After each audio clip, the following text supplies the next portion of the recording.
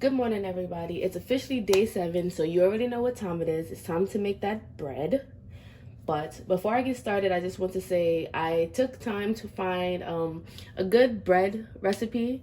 I mean, I have so many sources, but to find one that recipe is like foolproof, no matter how many times you do it, no matter how many times you multiply it, subtract it, it's a foolproof plan.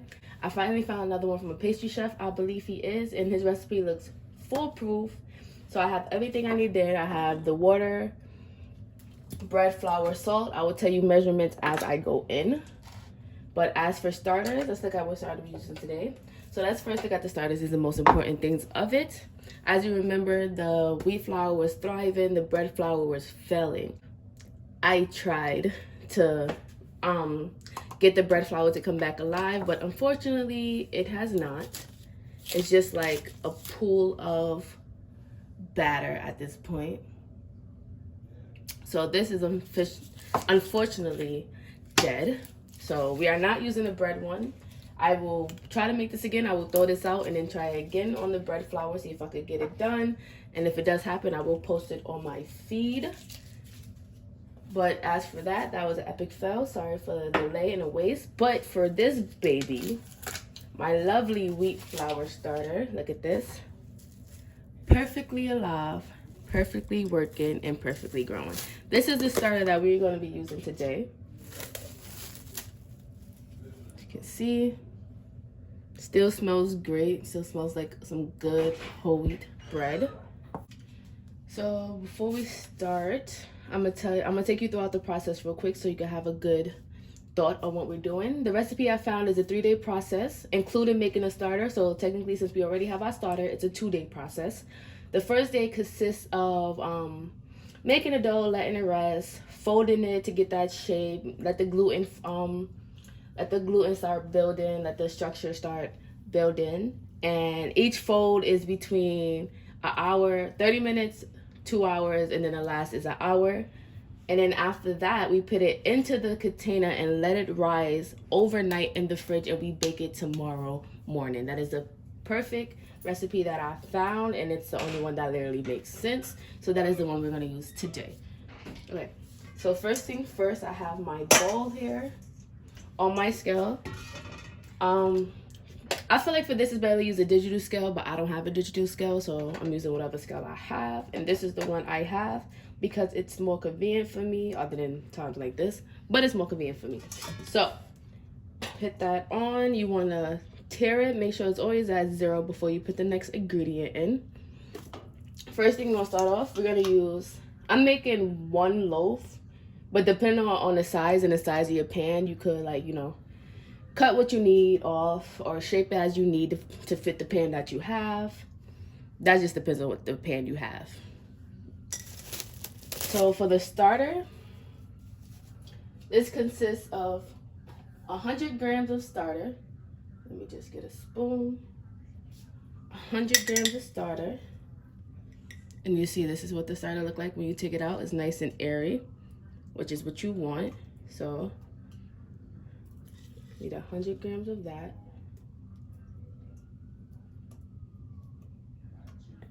A little bit more. Oh, don't make a mess because I'm over here flinging it places.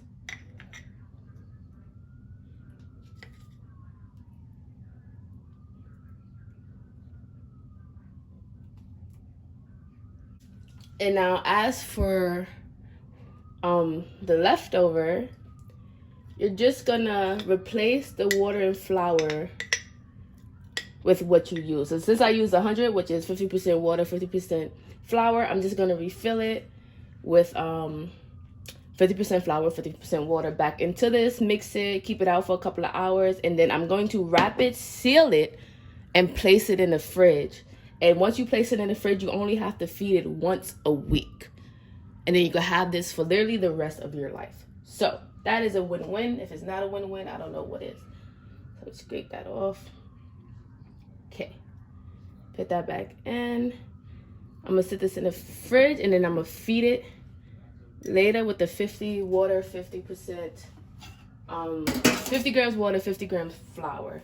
I'm gonna redo that. But until then, I'm just gonna wrap this back up and I'm gonna set it in the fridge. There you have your 100 starter. Then you're gonna tear it. And now you're gonna add your room temperature water, 310 grams of room temperature water. I'm just gonna pour that in. And that is 310. Now, from there, you're just gonna take a bench scraper, a spatula, whatever, and just mix that through the water just to make it easier to get the second mixture going. Make sure that's all in. Break it up.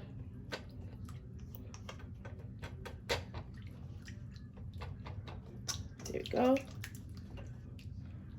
Just to make the other mixing process a little bit more easier. Okay. So everything else I have measured out already, so I don't have to have this like wobbling all the time. So to that, I'm gonna add 450 grams of flour and 8 grams of salt, which is that. Now, other than kneading it, I've heard there's no point of using a mixer because it takes a process. You keep folding it and mixing it through. So just give it a light mix. The dough will be a little messy and sticky, so that is actually what you're looking for.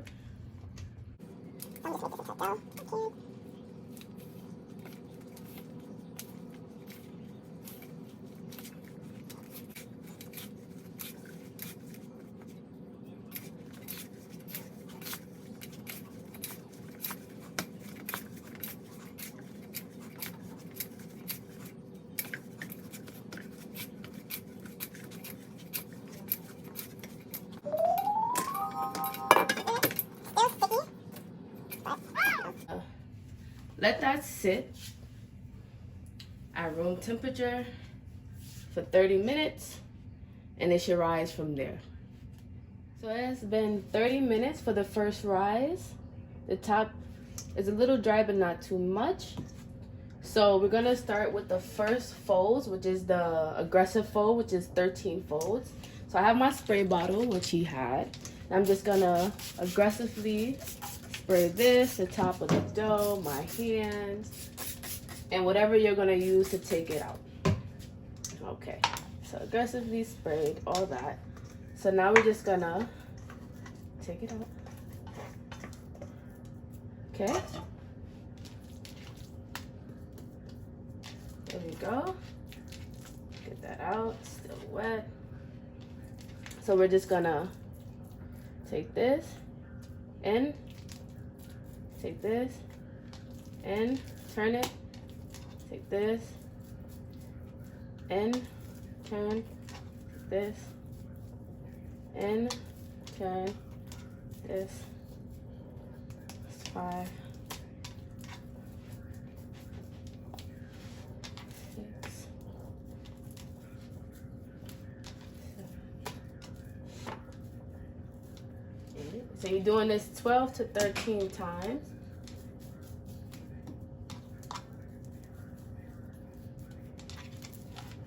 And if it's still too wet, of course, spray some more. You do not want it to stick to that or your hands.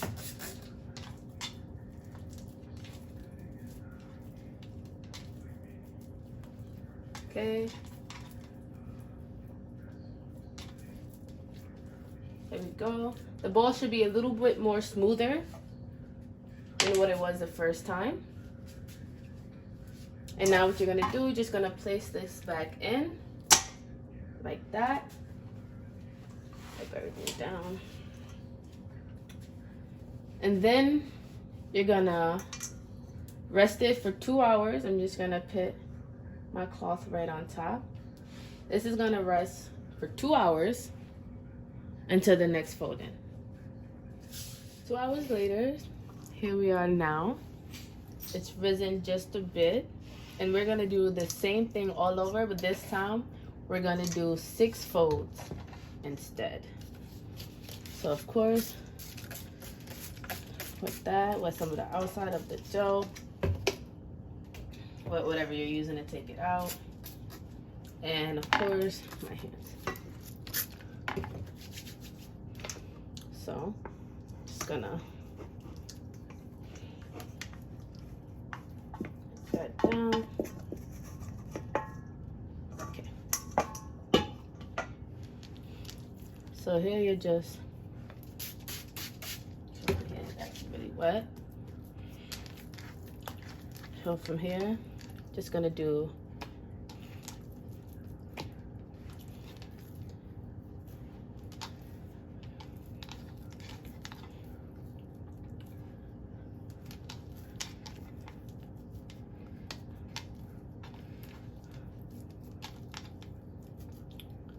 see, and see, this is pretty good. I don't know how many that was, probably like 5 or so, but it's not so bad. It has nail marks because I have nails, so don't worry about that. So you're just gonna pop that back in, and now that's gonna sit for an additional 2 hours at room temperature. So I'm just gonna put my cloth back on top, and that's gonna sit for another 2 hours. All right, so another 2 hours have passed, and it has a nice round shape. So this other fold that we're gonna do is a 3rd fold. So this one is gonna be 6 folds again, or 5, however you seem to get out. Okay. So use that. So the bottom part is the sticky part, the top part is the dry part. So what are you doing is first you letting it relax, let it get out, flatten it down just a bit, making sure hands not sticking. And then so you're technically pulling it into the sticky side while the outside, the bottom still have its structure. So, and as you go, I'm gonna turn the board instead of turning it. As you can see, when you stretch it, it has more of a better structure than what it was at first. 3,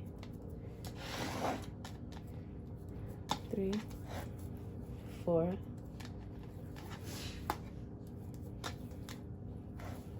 5. Oh, guess I'm gonna keep your board together because that would make everything so much easier. So here we are. If you don't have nails, you won't get these marks, but I do, so kind of have to live with that. And now after this 3rd fold, we're gonna let it sit for 1 hour before we pre-shape it. So get that round, scoop, plop that in. And now we're just gonna have this sit for 1 hour until it doubles up just a little bit more. And as you can see, all these processes is very simple, it's very tedious, but it gives you the bread you want, or so that is what I've been told. So see you guys in an hour. So here we are after the 3rd fold. It's been an hour already. So this is it, of course. So this time we're just gonna do the same thing we did, but instead of using water, we're gonna switch to flour. Now you're just gonna lightly flour the board, flour the dough. So you're just gonna go back on it. And if you wanna make sure that it's not sticking, twist it up a little bit. I just have my handy dandy bitch scraper. If you hear anything, I'm making french fries, please do not mind that. So if you want to make sure that it's not sticking, you can take some flour, make sure it's in. If you're gonna cut it into, like if you made double the size and you're gonna cut it into 2, this is the time you would do that, but I am not gonna do that. So the pans I'm using is this big, so this should be enough to fit in here and to puff up after. But before I do that, I just want to shape it real quick into a little ball, a little smaller than what it is, like that. And then as for that, I'm going to sit it, and you could actually take the bench scraper to make it a bed. And this is pre-shaping. Now, depending on how you want it, round, oval, I'm going to make it into a loaf, but I wanted to get some flour in it, get it a little tighter. And then now that's a little tighter, I'm going to sit it here for an hour on the board, not in the bowl. We're done with the bowl. Get it away. And now this is what you look for. It's not as sticky. It has a little push to it, but it's a nice smooth surface. This step is not as crucial as the other one. If it's already shaped, all you have to do is what I did. Just use that to like get it into the nice circle. But the main important thing is you're taking it out the bowl, you're getting it to the shape you want, and if you want to cut it to fit 2 or more pans, this is the time you do it here. Because after this, we get straight into putting it in a pan and letting it proof overnight. So now I'm just going to take my handy dandy towel, place it on top, and now that's going to sit there and poof up just a little bit for another hour. So 1 hour later, I am back. I'm already sitting here getting my pan ready. I have some oil in it, so I just have some oil in there. I'm just going to move all that around the edges. So now, here we have the dough.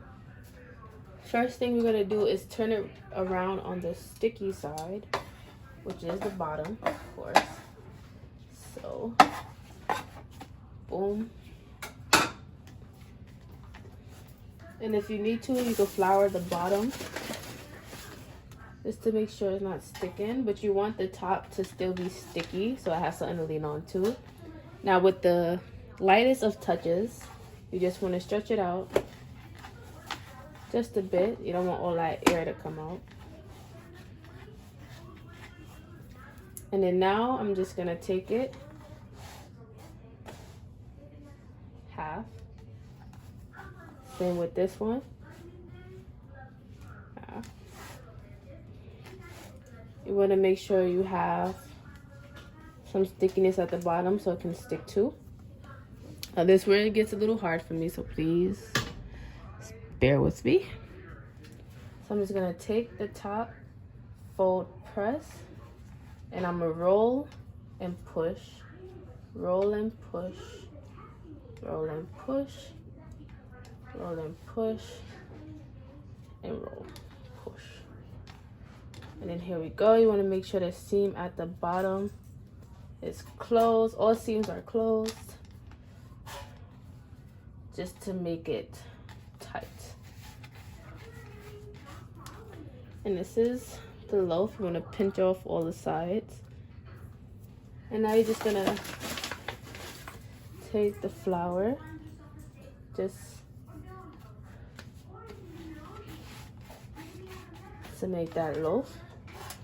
And now, since we're baking it in here, I'm gonna put a seam side down. But if you was using a baking, like a poofing basket, you would do seam side up, because then you'll take it out and the lines will be on top. But me, I'm baking it in this pan, so I'm just gonna take it seam side down and then just pop it in there. And now this is gonna sit in the refrigerator uncovered overnight to be baked in the morning. So here we are. This is the next morning. It got a little bigger, but not too much. Just a reminder, the mix I made is for sourdough bread, which is usually not made in pan. It's made on a hot stone. But I don't have my hot stone, so I had to resort to the pan. See how this come out in this. My oven up to 445. Your oven can go as high as that. Put it as high as it can go, which is usually around the 400s anyway. And then also inside of my oven, I have a pan right there that's getting hot, and that is where we're gonna put our water in so it could keep the skin on top to get crispy. top the bread right on top. And as for the liquid, it's out just a bit. And I'm gonna steam. That's gonna make it crispy. And now all you need is put a timer for 15 minutes, and then we'll check it on after that. So you see how it is now. It's almost ready. And it's risen. I took it out of the container. I lowered the temperature to 350. I still have some hot water in it, and I'm just gonna let that cook for another 20 minutes until the bottom becomes hollow. Hello, I just wanted to come up here and talk to you just a bit about the bread situation. I didn't score it, which is when you cut into the bread to make them pretty designs, which also lets air out. I tried to make it as basic as possible to see how that worked and how not scoring it can affect it, how it cooks in a pan other than on the hot stone in the oven. What I made is legitly a test run. So how it come out, it might not be perfect, it might be perfect, I don't know. I like to see how it is as basic as possible and then see why we do all that, why we add these steps, what it do. That's also a learning mechanism for me. I don't know about you. Don't be scared to fail. We got time. Don't be scared. So here we are, fresh out the oven. Honestly, took damn near an hour, being that I didn't score it, and get the bottom nice and crispy. Nice and crispy. At this time, you would like to use a bread knife, but I don't have a bread knife. So the next thing is something with some ridges on it. Anything with ridges is pretty fine. So let's always have the hard test. Let's see how we did.